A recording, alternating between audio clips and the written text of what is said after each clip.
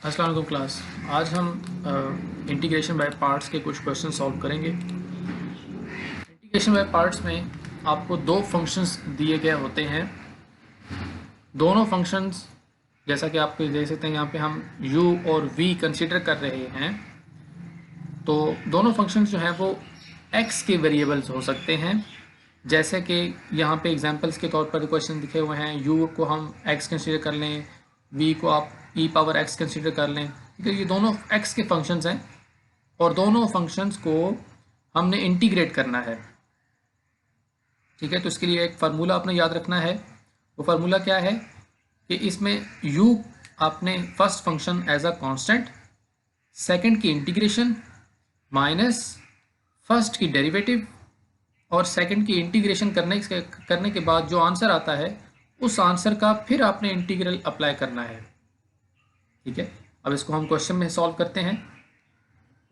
Question solve करते वक्त आपने एक बात ध्यान में रखनी है कि इंटीग्रेशन बाय पार्ट्स में ऐसा क्वेश्चन जिसमें e पावर x या ln x natural log of x function के तौर पर दिया गया हो, जैसा e पावर x इस क्वेश्चन में दिया गया है, जैसे कि ln x इस क्वेश्चन में एज अ फंक्शन के तौर पर दिया गया है।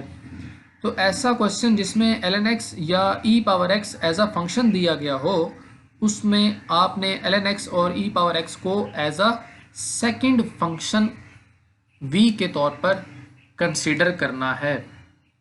यानी हम इस क्वेश्चन में जैसा कि v के साथ कर रहे हैं, बिल्कुल वैसे ही हमने e पावर x या ln x के साथ अप्लाई करना है। क्वेश्चन सॉल्व करते हैं, फिर आपको समझ आ जाएगी। Question number 23, x dot e power x dx। अब यहाँ पे e पावर x जो है वो हमारे पास हमने v कंसीडर करना है एज अ सेकंड फंक्शन।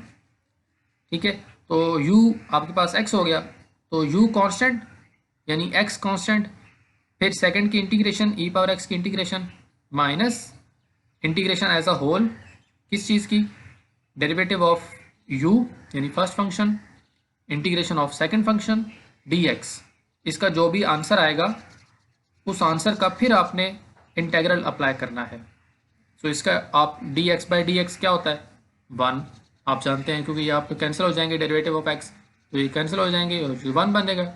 ठीक है, ये 1 बन गया। और ये क्या होगा, e पावर x की इंटेग्रल, आप जानते हैं कि e पावर x की इंटेग्रल यही होती है, e पावर x ही आती है। सो इसका जो आंसर आया है वो क्या आया है हमारे पास, e पावर x। ठीक है, e पावर x इसका आंसर आ गया और dx ये वैसे का वैसे ही उन्हें साथ लिख दिया। अब यहाँ पे देख लें ये x हमारे पास कांस्टेंट है और e पावर x की आपने इंटेग्रल करना है, तो e पावर x का इंटेग्रल e पावर x ही होता है, वो हमने लिख लिया। ठीक है, अब सेकंड फंक्शन में e पावर x जो है वो हम क्या करेंगे, e पावर x की इंटेग्रल अप्लाई किया, सो e पावर x का इंटेग्रल e पावर x आएगा।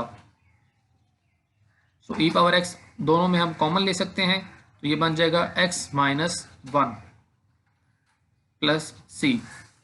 क्वेश्चन नंबर 24 बिल्कुल सेम इसी तरह से करना है। आपने ln x यानी नेचुरल लॉग x को आपने as a second function v के तौर पर कंसीडर करना है। ठीक है, अब जैसा कि इस क्वेश्चन नंबर 26 में आप देख सकते हैं कि x dot cause of x लिखा हुआ है, तो x और cos x में कोई भी फंक्शन जो है वो e पावर x या नेचुरल लॉग x नहीं है। सो आप इन दोनों में से किसी को भी u और v कंसीडर करके फार्मूला अप्लाई करके क्वेश्चन सॉल्व कर सकते हैं।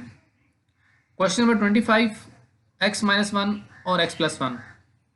अब आप देखें कि यहाँ पे u और v कंसीडर करने की ज़रूरत नहीं है, क्योंकि हम इस क्वेश्चन को सॉल्व कर सकते हैं। आप इसमें मल्टीप्लाई कर सकते हैं इनको। ठीक है, ये a प्लस बी और a माइनस बी फार्मूला है। a plus b a minus b जब मल्टीप्लाई होता है तो क्या आता है, a square minus b square. So इस क्वेश्चन को a स्क्वायर यानी x स्क्वायर माइनस 1 लिख कर आप इस क्वेश्चन को सॉल्व कर सकते हैं।